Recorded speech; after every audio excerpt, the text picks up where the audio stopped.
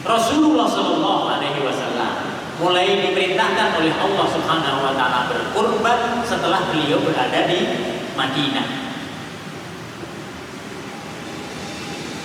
yaitu pada tahun ke-14 kenabian atau tahun pertama ketika beliau berada di Madinah.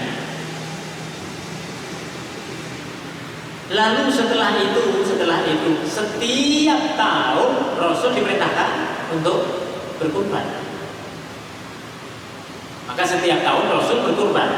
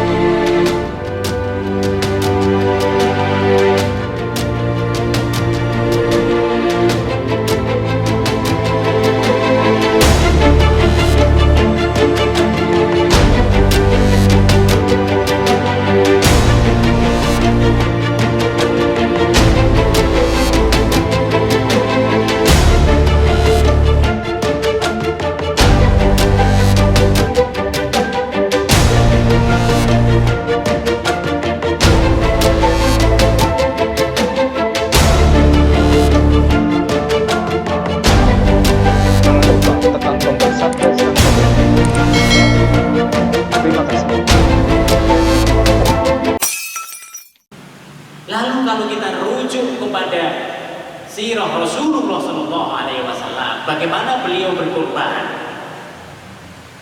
Banyak orang berkurban, tapi dia tidak mengetahui sirah Rasul di dalam melaksanakan kurban. Berapa kali Rasul berkurban?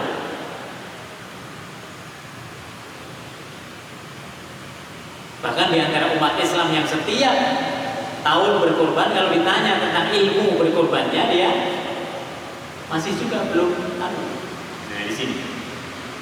Maka penting untuk melihat kurban ini dalam perspektif sirah nabawiyah. Rasulullah Shallallahu Alaihi Wasallam mulai diperintahkan oleh Allah Subhanahu Wa Taala berkurban setelah beliau berada di Madinah, yaitu pada tahun ke-14 kenabian atau tahun pertama ketika beliau berada di Madinah. Lalu setelah itu setiap tahun Rasul diperintahkan untuk berkurban. Maka setiap tahun Rasul berkurban. Berarti berapa kali Rasulullah SAW berkurban selama hidupnya? Kalau melihat Rasul tinggal di Madinah itu 10 tahun, maka kita bisa mengatakan 10 tahun. Tapi yang perlu didetailkan adalah yang terakhir, tahun yang terakhir. Di tahun yang terakhir itu Rasul melaksanakan ibadah haji. Dan ketika Rasul melaksanakan ibadah haji, bukan kurban namanya, tapi namanya adalah al-hadiyu, sembelihan yang dilakukan oleh para jemaah haji yang ada di Mina. Ini disebut dengan al-hadiyu. Maka sebagian ulama mengatakan 9 kali Rasul melaksanakan kurban dan 1 kali dalam bentuk al-hadiyu.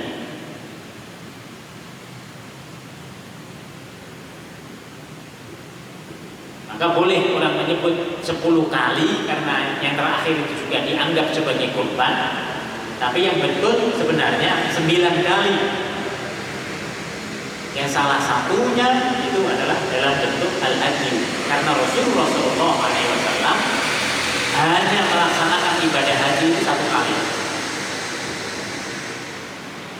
Maka kalau kita ingin merujuk kepada apa yang dilakukan oleh Rasulullah SAW, harusnya setiap tahun kita juga berkurban. Kalau niat itu sudah kita pasang, kita akan bisa berkurban. Tapi kalau niat itu tidak ada dalam hati kita, tidak akan kita bisa berkurban, walaupun ada uang. Kenapa? kebutuhan kita terhadap kepentingan diri kita sendiri tidak pernah habis. Kebutuhan kita terhadap keluarga juga besar. Kebutuhan kita kepada anak-anak apalagi. Sehingga banyak orang tidak melaksanakan kurban itu karena dia mengatakan, aduh saya masih begini, saya masih begini, saya masih begini, saya masih begini. Masih banyak yang menjadi tanggungan saya. Padahal kalau kita bisa menyisihkan satu saja senilai harga kambing yang 4 juta atau yang lebih bawah lagi 3,5 juta atau yang 3 juta, itu pasti bisa. Dan Allah akan mengganti dari semua yang sudah kita lakukan ini. Jadi manusia sebenarnya tergantung kepada niatnya. Kalau kita sudah meniatkan sesuatu, Allah akan membuat semua jalan itu menjadi lapang, menjadi mudah. Tapi kalau dalam hati kita tidak ada niat, maka kita juga tidak akan memiliki kesadaran mengikuti Rasulullah SAW yang setiap tahun beliau itu selalu melaksanakan penyembelihan kurban. Dalam pelaksanaan penyembelihan kurban itu Rasulullah SAW dalam berbagai riwayat dikatakan kadang beliau menyembelih atas nama beliau sendiri, kadang beliau menyembelih atas nama beliau dan keluarganya, kadang beliau menyembelih di situ atas nama beliau dan umatnya, kadang beliau menyembelih di situ atas nama beliau dan orang yang tidak pernah berkurban. Supaya apa ini tujuannya? Supaya orang-orang yang disebut oleh Rasul di belakang nama beliau itu kecipratan pahala kurban.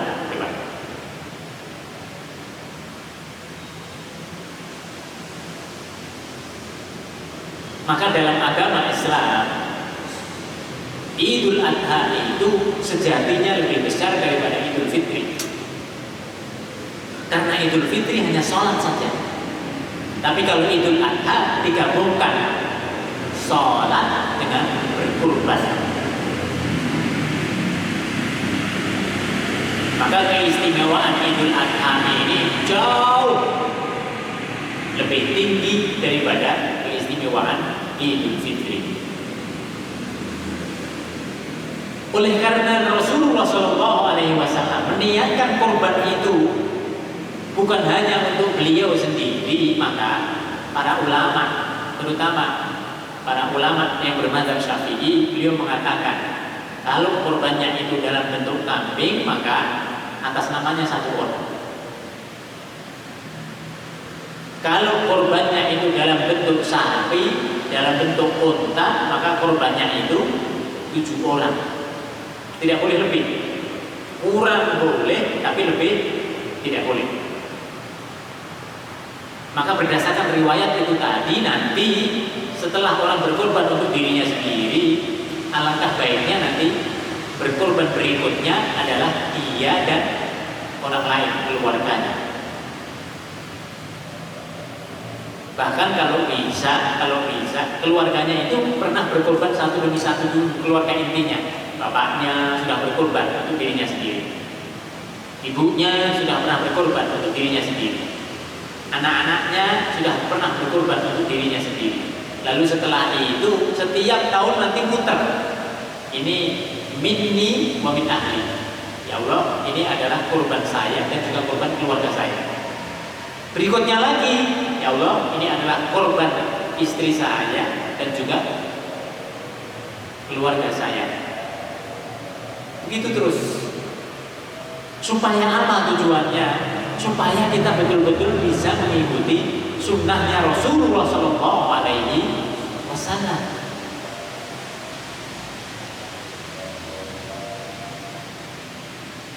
Bahkan saking pentingnya ibadah kurban ini, nanti para ulama berbeda pendapat.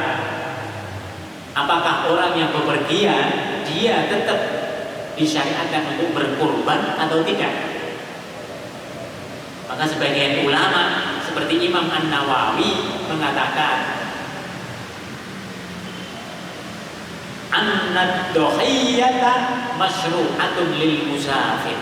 Imam An-Nawawi termasuk yang mengatakan bahwa berkurban itu walaupun kita dalam keadaan musafir tetap disyariatkan. Tapi nanti di sini sebagian ulama menyatakan tidak. Bagi orang-orang yang bermukim saja yang dia itu disyariatkan.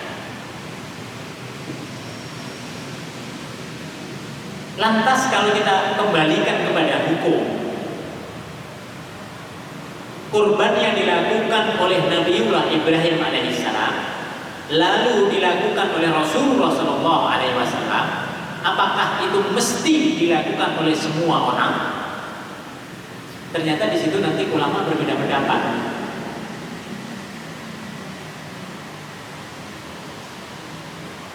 Di antara mazhab 4 ini, di antara mazhab 4, Imam Maliki dan juga Imam Hanafi adalah dua di antara tokoh mazhab yang mewajibkan untuk senantiasa melaksanakan penyembelihan kurban bagi setiap muslim yang berakal. Tapi ada syarat, mampunya itu apa di situ? Mampu pada hari itu dia memiliki kecukupan untuk mencukupi keluarganya dan dia punya uang untuk bisa membeli seekor kambing. Maka kalau Bapak Ibu perhatikan di daerah-daerah seperti Maroko, Aljazair, Libya yang mereka ini madhabnya adalah madhab Maliki, kalau bulan Idul Adha semua rumah punya kambing. Semua rumah nyembelih kambing. Karena dalam mazhab Maliki dan juga mazhab Hanafi ngarahnya kepada wajib.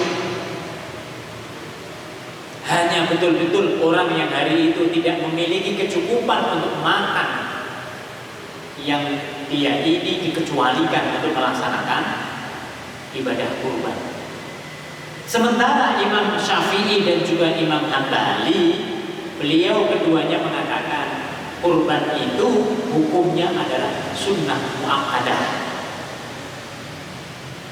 tingkatan sunnah, tapi sunnahnya yang sangat dianjurkan. Oleh sebab itu dalam salah satu hadis Rasulullah SAW sampai menyatakan, barang siapa yang memiliki keleluasaan dari sisi harta tapi dia tidak melaksanakan kurban, fala yadkhulu masjidana hada, jangan dia memasuki masjidku, Masjid Nabawi, kata Rasulullah SAW. Kenapa? Karena untuk melaksanakan kurban saja tidak dilakukan oleh dia.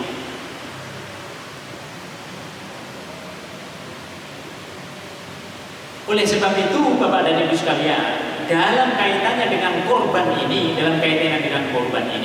fihi durus wa'ib. Di dalamnya ada banyak sekali pelajaran yang harusnya menyadarkan kita. Tadi sudah kami singgung di awalnya. Pelajaran yang pertama itu adalah kurbannya Nabi Ibrahim adalah menyembelih anaknya. Kalau kita yang disuruh itu pasti kita tidak mampu. Kalau lantas Allah Subhanahu wa taala melalui syariatnya Rasulullah sallallahu alaihi wasallam, kurban itu sekarang sudah dialihkan dalam bentuk binatang ternak, dalam bentuk kambing, dalam bentuk sapi, dalam bentuk kerbau, dalam bentuk unta, kita masih tidak melaksanakan, maka ketaatan macam apa yang harus diberikan oleh Allah Subhanahu wa taala, diperintahkan oleh Allah kepada kita sehingga kita bisa melaksanakannya.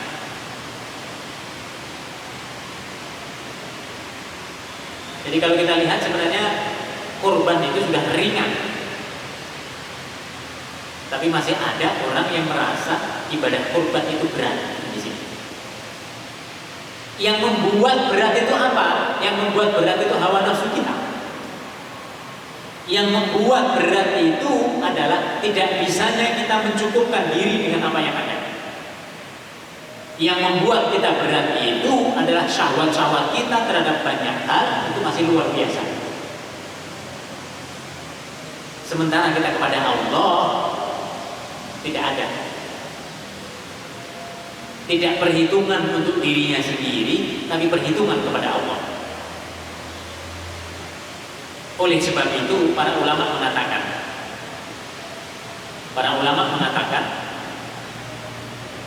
orang-orang yang seperti ini,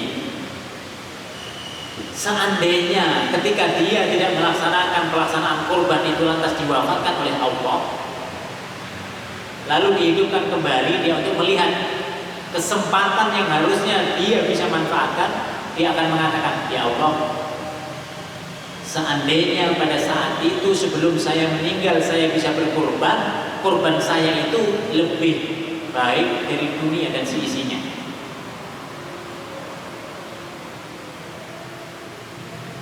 Tapi dia tidak melaksanakan. Lalu Allah Subhanahu wa taala memberikan qadar kepada dia, dia meninggal dunia. Seandainya orang itu hidup lagi, dia akan bisa mengatakan, ya Allah, seandainya saya dihidupkan lagi dan saya pada waktu itu berkesempatan untuk melaksanakan ibadah kurban, niscaya kurban saya itu lebih mulia daripada dunia dan seisinya. Maka kesadaran untuk berkurban ini menjadi sangat penting. Jangan lupa tekan tombol subscribe dan lonceng. Terima kasih.